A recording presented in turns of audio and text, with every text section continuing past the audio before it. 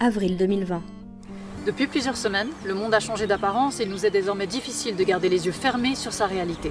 Aujourd'hui, nous sommes des milliards d'êtres humains à nous retrouver soudainement, totalement ou partiellement confinés. Et là, deux options se présentent à nous. Attendre passivement que le fonctionnement de notre système reprenne son cours comme si de rien n'était. Ou profiter de ces moments d'incertitude et de questionnement pour mettre un terme à nos réflexes anthropocentrés. Pour regarder autour de nous. Voir que nous ne sommes pas seuls sur Terre. Et que venu le temps de la solidarité. Ensemble, nous appelons à la solidarité interespèces. Alors que c'est la réalité ininterrompue. Des animaux d'élevage, de laboratoire, de cirque, de delphinarium et autres zoos. Nous autres humains expérimentons momentanément l'enfermement.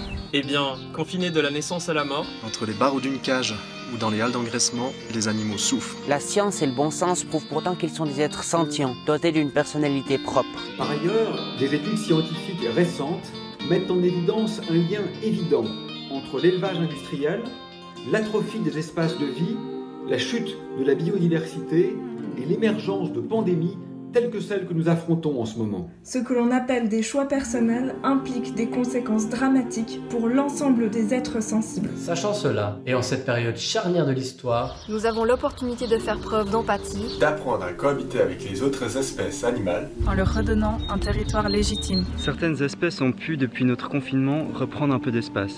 De ce constat, nous devrions apprendre à faire évoluer positivement notre manière d'habiter le monde et de consommer. De fait, la pandémie que nous affrontons aujourd'hui trouverait sa source dans la consommation de chair animale. De la même manière que d'autres par le passé. Le SRAS, la grippe H1N1 et celle de Hong Kong notamment. Peut-être devrions-nous apprendre de nos erreurs.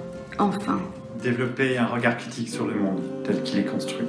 Nous donner les moyens de modeler une société sur des bases nouvelles. Une société où l'altruisme supplantera le productivisme. Une société qui laissera le spécisme, le racisme, le classisme et le sexisme au vieux monde. Qui privilégiera la coexistence respectueuse et la compassion.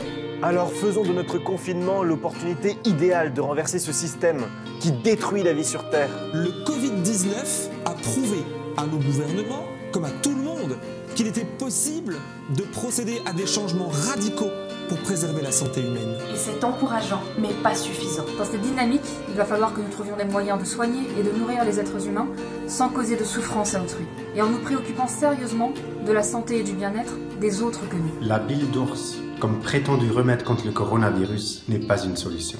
Apprenons à observer le monde dans sa globalité, au lieu de nous focaliser sur un seul de ses symptômes, comme un virus par exemple. Parce que nous sommes interdépendants. Il est donc de notre devoir de créer un monde aussi harmonieux que possible. Pour tous les êtres sensibles.